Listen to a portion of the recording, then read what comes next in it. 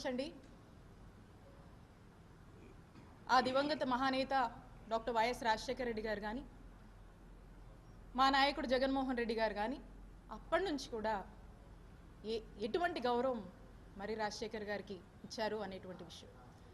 ఆ తర్వాత 2014లో YSR Congress party తరఫున మన చిలకలూరుపేట నియోజకవర్గం నుంచి మరి రాజశేఖర్ గారు పోటీ చేసేటువంటి అవకాశం మా నాయకుడు జగన్మోహన్ రెడ్డి గారు ఇచ్చారు.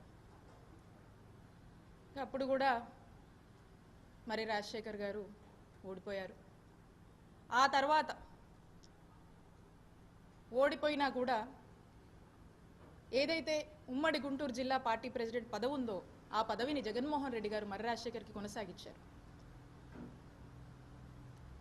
2019కి వస్తే అప్పుడు ఉన్నటువంటి పరిస్థితులు, పరిణామాలు, వారి పరిస్థితులు అన్నీ కూడా వారికి స్పష్టంగా తెలుసని నేను అనుకుంటున్నాను. కాబట్టి మా పార్టీ ఇంటర్నల్గా 2019 ఎలక్షన్ అప్పుడు ఏం మాట్లాడింది అనేటువంటి విషయం గురించి నేను ఇక్కడ మాట్లాడదలుచుకోలేదు. ఆ 2019 ఎలక్షన్లో మా నాయకుడు జగన్మోహన్ రెడ్డి గారి ఆశీస్సులతో నేను మా చిలకలూరుపేట నియోజకవర్గంలో పోటీ చేసే అవకాశం నాకు దక్కింది.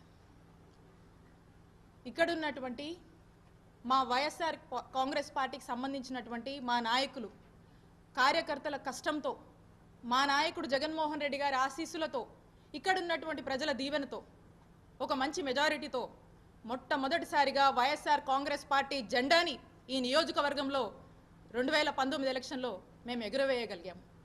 ఇది ఇక్కడ ఉన్నటువంటి ప్రతి ఒక్కరి కష్టమని నేను తెలియజేస్తున్నాను. ఇక్కడ ఉన్నటువంటి ప్రతి ఒక్క కార్యకర్త కష్టమని గుర్తు చేస్తున్నాను. అప్పుడు మా నాయకుడు జగన్మోహన్ రెడ్డి గారు ఆ 2019లో ఒక మంచి హ్యూజ్ మ్యాండేట్తో జగన్మోహన్ రెడ్డి గారు ముఖ్యమంత్రి అయ్యారు. పార్టీ అధికారంలోకి వచ్చింది. ఇక్కడ అప్పుడు కూడా మరి రాజశేఖర్ గారికి ఎంతో కీలకమైనటువంటి రీజనల్ కోఆర్డినేటర్ బాధ్యతల్ని మరి రాజశేఖర్ గారికి ఇచ్చి వైఎస్ఆర్ కాంగ్రెస్ పార్టీ గౌరవించింది. ఆఫ్టర్ ఎలక్షన్ కూడా ఆ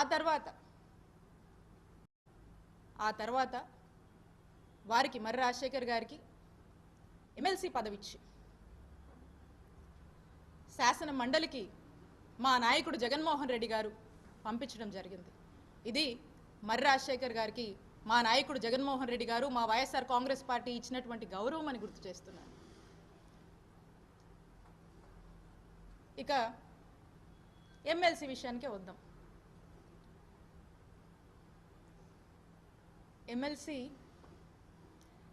ఎమ్మెల్సీగా ఈ టైంలో ఎమ్మెల్సీగా ఉండి ప్రతిపక్ష పార్టీగా మనం ఉంటున్నటువంటి సందర్భంలో మరి ఈ ఎమ్మెల్సీని మరి రాజశేఖర్ గారు వైఎస్ఆర్ కాంగ్రెస్ పార్టీ తరఫున ఈ ప్రభుత్వం రెడ్ బుక్ పేరుతో చేస్తున్నటువంటి పాపాలని, మాయమాటలు చెప్పి అబద్ధపు హామీలతో మోసం చేసి అధికారంలోకి వచ్చి ప్రజల్ని మోసం చేస్తున్నటువంటి విధానాన్ని వైఎస్ఆర్ కాంగ్రెస్ పార్టీ ఎమ్మెల్సీగా మరి రాజశేఖర్ గారు మరి శాసన మండలిలో గొంతెత్తి ఈ ప్రభుత్వాన్ని ప్రశ్నించుంటే మరి రాజశేఖర్ గారి గౌరవం ఎంత పెరుగుండేది అనేది ఒక్కసారి వారినే నేను ఆలోచించనేయమని అడుగుతున్నాను. మరి ఈ రోజున మరి రాజశేఖర్ గారు ఎమ్మెల్సీకి రాజీనామా చేయడం అంటే, ఒకవేళ ఇది యాక్సెప్ట్ అయితే ఈ ఎమ్మెల్సీ వైఎస్ఆర్ కాంగ్రెస్ పార్టీకి సంబంధించినటువంటి ఈ ఎమ్మెల్సీ పదవి అనేది టీడీపీకి వెళుతుంది కదా. వైఎస్ఆర్ కాంగ్రెస్ పార్టీ ఎంతో నమ్మకంతో, మీ మీద ఉన్నటువంటి అపారమైనటువంటి గౌరవంతో మా నాయకుడు జగన్మోహన్ రెడ్డి గారు మీకు ఇచ్చినటువంటి ఎమ్మెల్సీని మీరు ఈరోజు రాజీనామా చేస్తే అది టీడీపీ అకౌంట్లోకి వెళ్తుంది. ఈరోజు మనకు నంబర్స్ లేవు, వెరీ అన్ఫార్చునేట్, మనకు బలం లేదు. సో కాబట్టి అది తిరిగి మనకు రిటైన్ అవ్వదు. సో కాబట్టి అది టీడీపీ ఖాతాలోకి వెళుతుంది. అంటే ఇంత నమ్మకంతో ఇచ్చినటువంటి ఈ పదవిని నిజంగా మీరు నిలబెట్టుకొని ఉంటే మీ గౌరవం ఎంతలా పెరిగేది అనేది ఒకసారి మీరు ఆలోచన చేయండి. బట్ ఇది జరిగింది. సో అందుకే నేను అంటాను, ఒక్కసారి అక్కడి నుంచి కూడా చూసుకుంటే ఇక 2024 గురించి వారు మాట్లాడుతూ ఉన్నారు. 2024లో ఏమైందనేటువంటి విషయం మీకు, వారికి, ప్రజలకు స్పష్టత ఇవ్వాల్సినటువంటి బాధ్యత నా మీద ఉంది.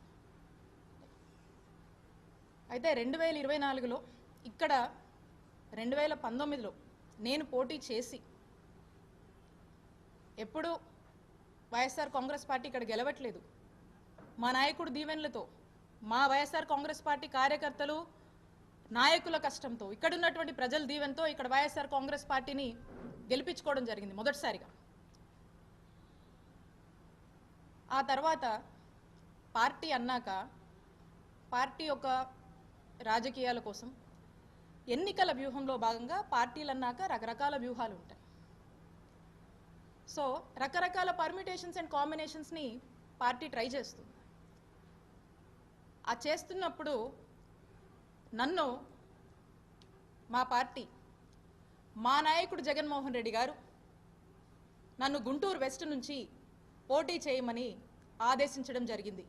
క్రమశిక్షణ కలిగిన వైఎస్ఆర్ కాంగ్రెస్ పార్టీ కార్యకర్తగా నేను వారి మాటే శిరోధార్యం అనుకొని ఎదురు ఏమీ మాట్లాడకుండా నేను ఆ మాటని, ఆ ఆదేశాలని పాటించి నేను నా బాధ్యతగా నాకు ఇచ్చినటువంటి గుంటూరు వెస్ట్కి వెళ్ళి నేను పోటీ చేయడం జరిగింది.